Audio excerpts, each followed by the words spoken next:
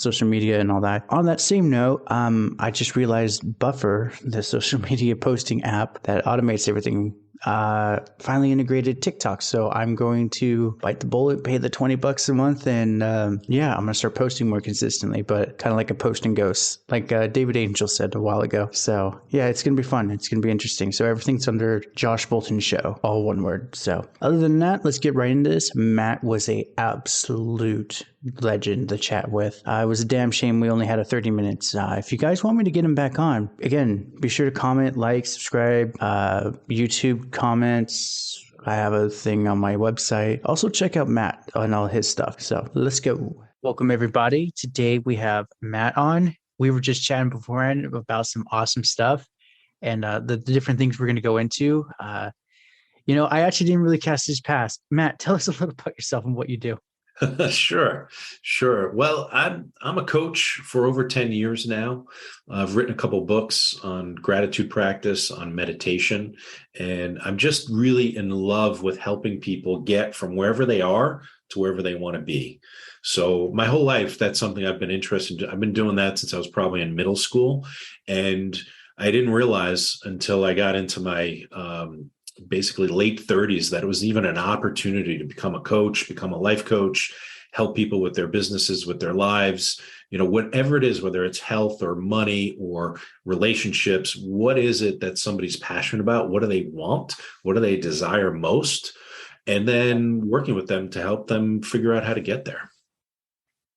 So what was that moment when you were young that you realized, like, I want to help people like this? Yeah, that's a great question. I'd say helping friends that were going through something. So I had one of my best friends lost her dad when we were in fifth grade. And I'll never forget just realizing that now that that happened to her, she became a high priority for me. And we're still close to this day. So it's interesting. And that was the moment where I said, that's a situation where you need to be there for someone. And even though I wasn't a coach in that situation, fifth grade, it was something where I said, how you doing? And I just spent time with her, and I would just go sit with her and just visit with her. And she told me many years later what a difference that made in her life. So it always stuck with me. Just it's just that golden rule of when you give, when you help, when you compassionately and authentically connect with someone, and you're not looking for something, you're appreciating the gift of you're receiving as you're giving, and when you realize that reciprocal principle in life, it just makes life a much more enjoyable process. Yes, that's very true. I would say I wouldn't necessarily, saw it that way as, oh, I want to sit here and help, but I've always, I joke with people, I'm an introvert. I like my being alone, being here. But at the same time, I like going out in the trenches, like, oh, you need help digging this ditch? I'm in, kind of thing. Yes, without a doubt. It's neat. Like, just, it's that thing of where you grow up neighborly, right? Your parents tell you, oh, that woman needs help, or that man needs help lifting something, or, oh, hold a door for someone, just all that stuff that kind of can get missed. When I was young, there was something in me that said, that's really important. That's an important thing. It's not just doing it because it's the right thing to do, so you get the star of like you're a good person or something. Right. But realizing that, tapping into that is a real benefit to our own lives. So when you realize that and you start feeling that and experiencing that, wanting to help people as a living really was one of the best decisions I ever made. So what was your moment where you helped your friend when you were younger? That's where you chose that path. What were some of the trials and tribulations? Because you even mentioned you were in the military. So what, I guess, what led up to the military, and then after that? Yeah. So, truth be told, I was a party guy in college, having a good time, enjoying myself. And, I was going to go to grad school, and I was like, I tried it out and I wasn't ready for it. And so after about a year, I was like, you know what, I'm going to join the military. And I wanted to, it was same kind of desire. Like my desire is like, oh, I don't want to go hurt people and fight people. I want to help people. That was my whole idea for joining the military, was this innate, desire to be helpful. And I was a little ignorant, at that stage of my life back in the early 90s. And I joined the military. And long story short, I became injured multiple times, became a disabled veteran, got a medical discharge because I blew out my shoulder. And I was in a lot of physical and emotional pain because I was so sad. Like that was like my plan the next 6 years. Like that's what I was supposed to do, like being around the world helping people. And once that was taken away, I had to do a lot of soul searching and try to figure out, okay, well, what's next? And healing was the first priority because I was in so much pain. I also had another lower body injury. So the combination of the injuries was really making things tough.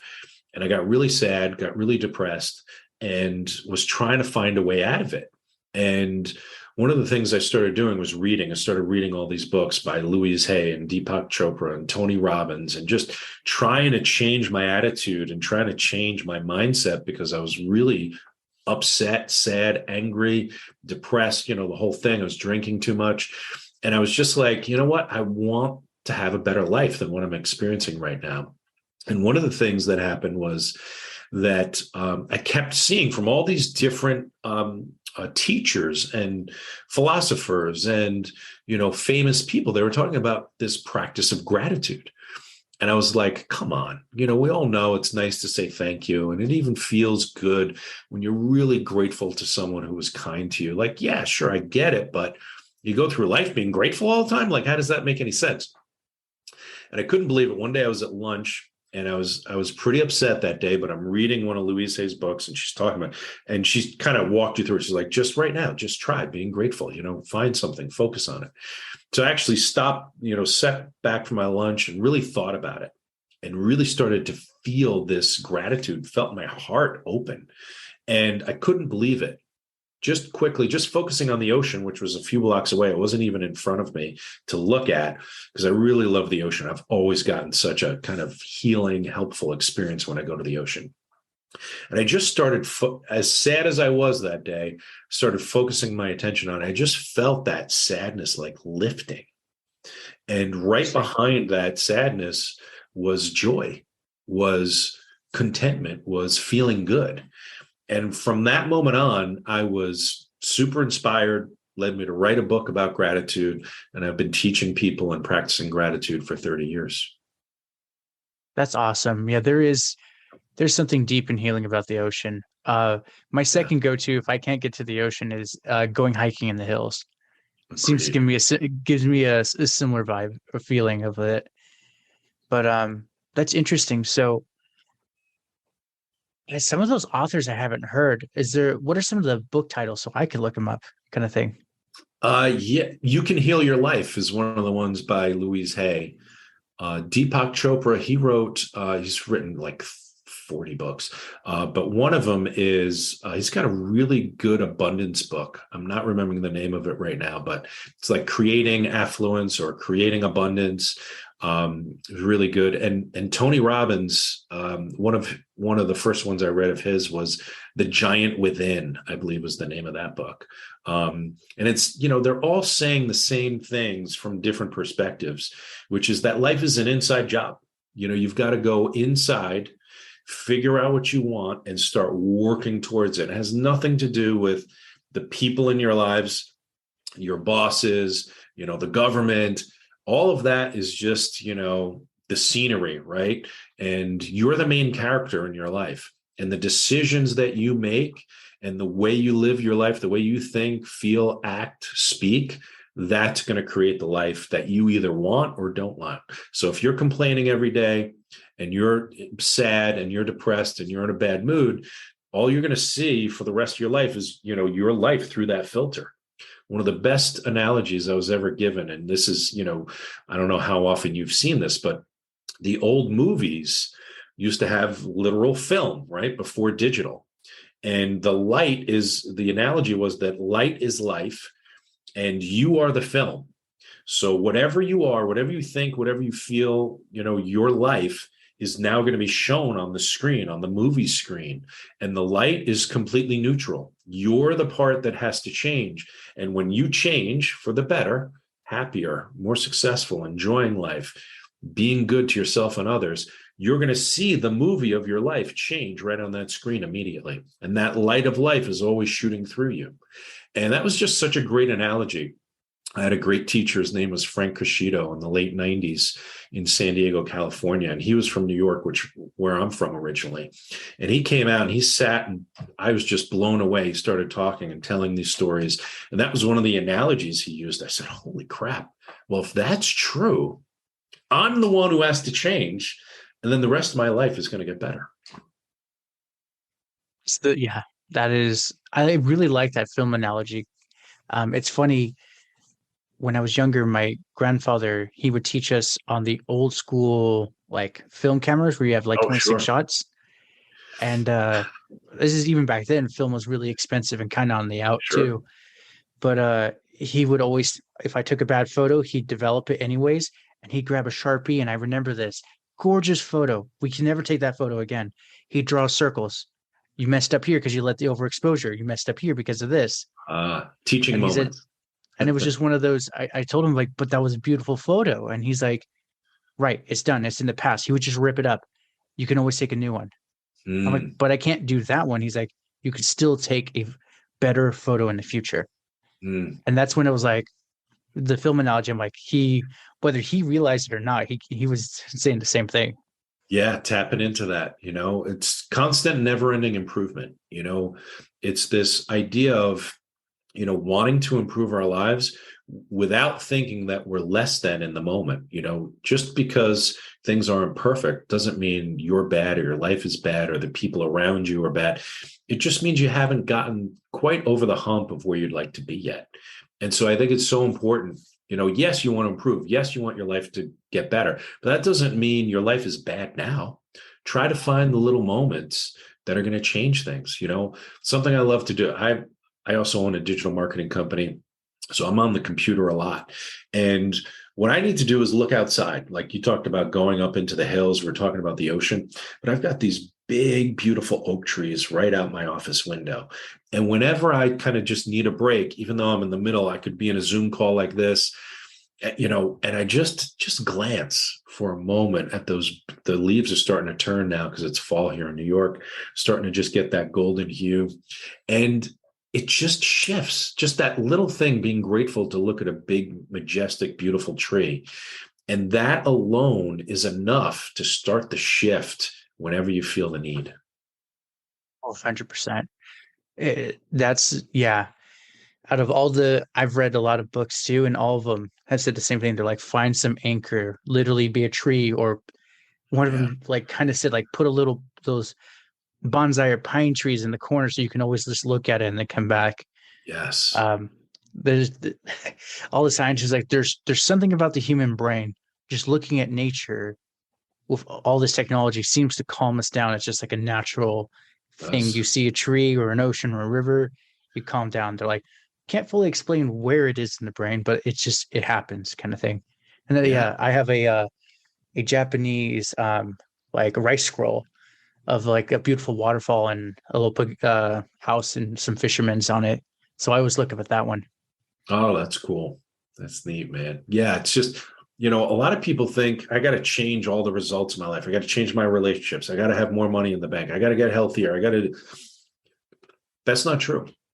No. What is true is you just need to shift a few of your daily moments, which turn into a few minutes, which turns into a few hours, which turns into a few days, few weeks, few months. And now you're stacking up good months and good years.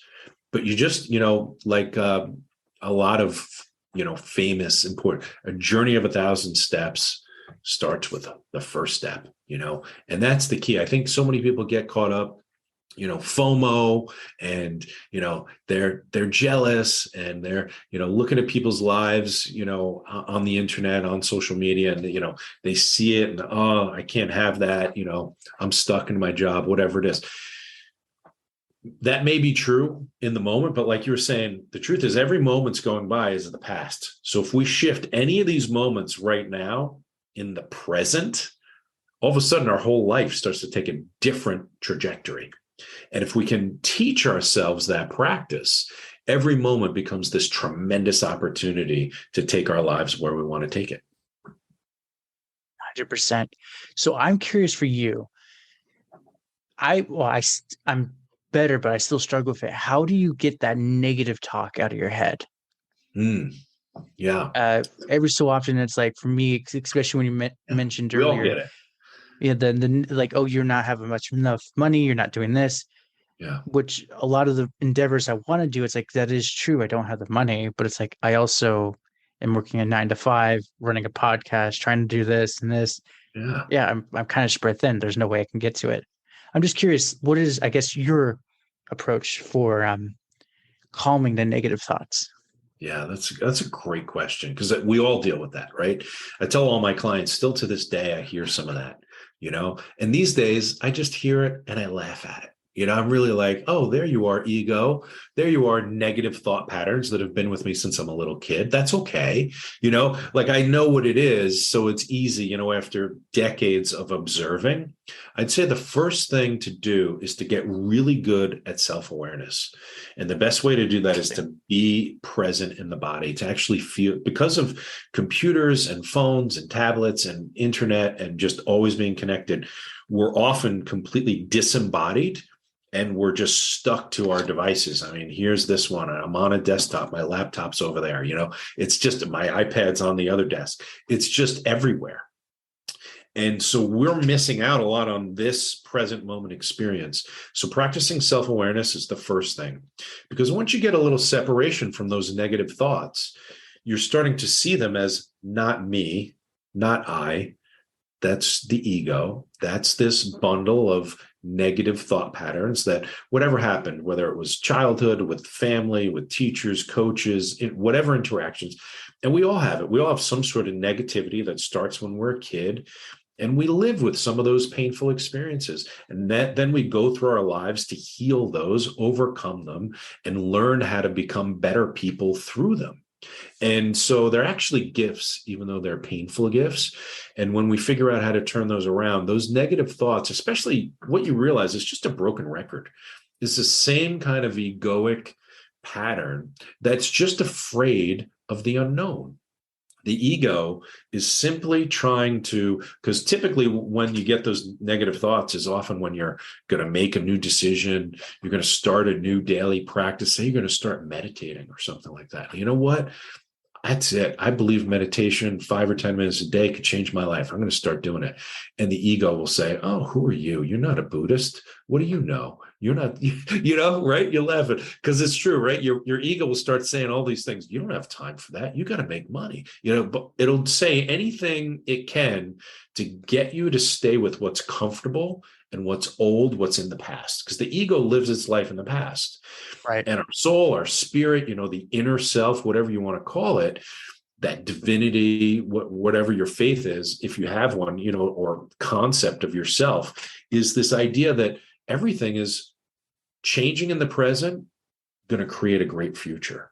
And when you start to connect more with that rather than the past and the worries and anxieties and, negative thought patterns, now your life can start to really go in a tremendous direction. And just getting that self-awareness piece, man, just watch it. Like sometimes I just watch it. Just don't even try to combat it. Just let the ego kind of like go through its cyclical circling thoughts of, I'm not good enough. They're better than me. I don't want people to think I'm weird or not like me, or what if I upset somebody? All these different kind of things that come up that hold us to our old small life instead of being able to see that as not really me. And actually what I want is over here. So I need to make these choices that help me get there. It's interesting. I was just having a chat with a friend about that, about the negative thoughts and how we're our own worst enemy. And Yeah, it's, of course. and he's like, well, no, he's like, it's self-preservation, this and that. I'm like, well, are you fighting a lion right now? And he's like, no. Right. I'm like, our ancestors back then, it made sense. Like, no, you don't want to go in there. That's a really bad idea. Johnny went in there and he got mauled, kind of thing. Yeah. But we're not fighting lions and random mooses, kind of thing. We Yeah. don't need to be have a whole pack and go kill this giant beast of an animal. I said our problems have really become in our heads, and I said I still need to work on this. But it's like whatever your your mind, your voice in your head says, don't do that. Do it anyways, kind of Mm, thing. I It's love it. because like yes, you'll struggle and there'll be an inner fight, but it's like because you chose to defy it and actually do it, you're telling yourself on multiple levels like I will do this and it will be done, kind of thing. Yeah. And I'll be okay. Hmm.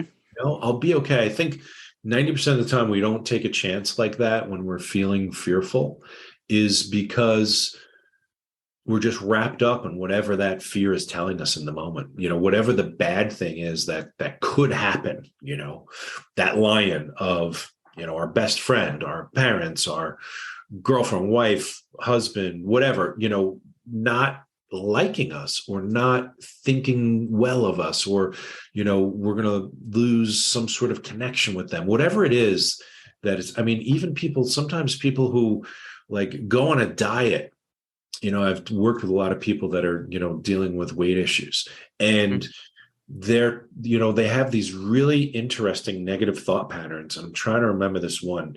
That's right. She was worried that if she lost weight, her family wouldn't love her as much. And it was just this really fascinating kind of like connection, because she was wrapped up in that who they've known this whole time is the heavy version of me. And I get skinny. So it's not necessarily something that makes logical sense. But that's what the ego does to us. The ego gets us so wrapped up in our fears, we can even think a thought like that, if I lost weight, my family might not love me anymore. And so It's it's interesting. yeah, it's fascinating when it took me months of working with her to get to that point. And this is one of my first clients from going almost a decade or so ago, and she's doing tremendous. I'm so happy to know that Wonderful. we're still in touch. Yeah. So it's just amazing, what the ego will tell us in those moments. And, I don't think we need to, battle the ego or, kill the ego or anything like that. We need to learn how to live with negative thoughts and not take them to heart, and once we do that, we're having this kind of compassion for ourselves. So yeah, so you're afraid. It's okay. Feel the fear a little bit. And as you Right. said, do it anyway. Yeah. And I told him, I said, anymore, the risk of taking a risk is not as tremendous as even back in the 80s and 70s, where if you went to start a business and you did all this, you could bust, but like then you are ruined, truly ruined, because that debt will follow you everywhere. Now it's kind of like go to LegalZoom, form an LLC, buy some virtual real estate so you Right. don't have to put it at your house. Uh, and at worst, maybe you're sunk in like 2 grand. If you pick up a normal 9 to 5, set about $500 aside a month, boom, in 4 months, you already paid it off. Yeah. Yeah, it's true. That- Things are so much more possible now than ever mm, before. And I think, a lot of people in your generation and younger realize that. It's people my generation, I'm 51, my generation and older is still like kind of, dealing with that. And they're very conservative. They want to like hold on to things and keep things the way they were. The world, like you and I were talking about crypto before we came on, mm. the world is changing rapidly. Oh And yeah.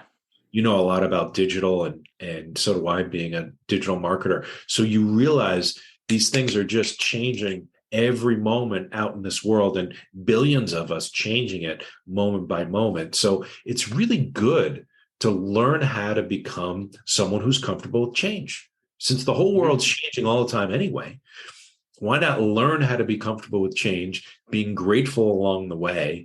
And now you're looking through that filter, that light that's coming through you. The movie of your life is something that you love to experience every day. Oh yeah. And there's actually there's another coworker who's young, and he's a diehard for crypto. And I told him, I said, right now, I Mm, said I don't want to dabble in crypto because the IRS got their 86,000 auditors, yeah. and the two easiest targets they're going to go for is small business owners and crypto traders. I said once Yeah. they can establish the rules of cryptocurrency, I'm like, oh hell yeah, I'm in, kind of Hmm. thing.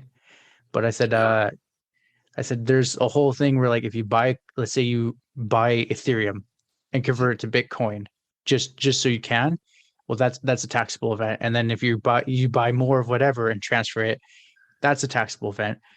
And I'm like, it's one of those, it gets really tricky. And I'm like, I'd rather them establish the rules and then I'll go for it. There you go, man. Yeah, you got to make sure you're comfortable with the choices you're making. But it's changing. This world is changing. I think it's such an exciting time to be alive, even though we're dealing with a recession and inflation and some of these things. Yeah. Still tremendous opportunity. While everybody else is afraid, I think there's tremendous opportunities, not just investing wise, but just, in the space, in the world space to, go and put something out and go for it, write that book, create that online course, start that new business, follow that, whatever pastime, photography, whatever it is that your passion is, now is the time. I don't feel like it's a waiting time. I feel like now is the time to really go for whatever it is we want in our lives. Just the Oh, energy of life feels like it's ripe for it. it is. And it's never been easier to find your audience quicker. Yeah. Like, well, there's, it's funny. I was watching Instagram Reels before I came on here just to see what's going on. And there's this one like Tibetan throat techno guy, really Oh cool yeah. music, really cool music. He launched his single last week. It's gone completely viral this week for Neat. being and it was just one of those. He even commented on one of his like he did a series of three, and he's like, I was not expecting it to blow up this quick and this fast, What's the name kind of of thing. it? Xer, hang on, I'll pull it up. Yeah, just so It's we can share with the listeners. That's cool. but it was just one of those. I'm like, oh, he was just saying, he's like, yeah, he's like, I've seen a lot of success in China, but I did not expect it to go this quick, kind of thing. When I find it, I will post it in the description. Oh, perfect. Perfect. That's neat. It's been a real pleasure talking with you today, Josh. I'm really grateful you invited me, and I would love to come back again and talk some more about anything that you're passionate about. It was a ton of fun. If any of your listeners want to get in touch, it's mattogradycoaching.com. They can check out my stuff. It's very simple. mattogradycoaching.com. All my stuff's there, my book's there, my socials, everything. Wonderful. Well, congratulations. You made it to the end. You are a awesome person. Not many make it here. So, being the awesome person that you are, can you do me one more awesome favor? Can you rate and review this on whatever podcast services you're using? If you do it on Apple and you leave an actual written review, I have a thing on my website. I will take your written review and post it for all to see. Congratulations. You're permanently sealed on my site. Otherwise, I am trying to do YouTube more and live streaming. I will try to put as many of the YouTube links in the description of the show as I can. So give your boy some extra help over on YouTube. Watch my videos. I just mute it and change the channel, change the window or something. But yeah, that's it. Thank you for being awesome, and see you next time.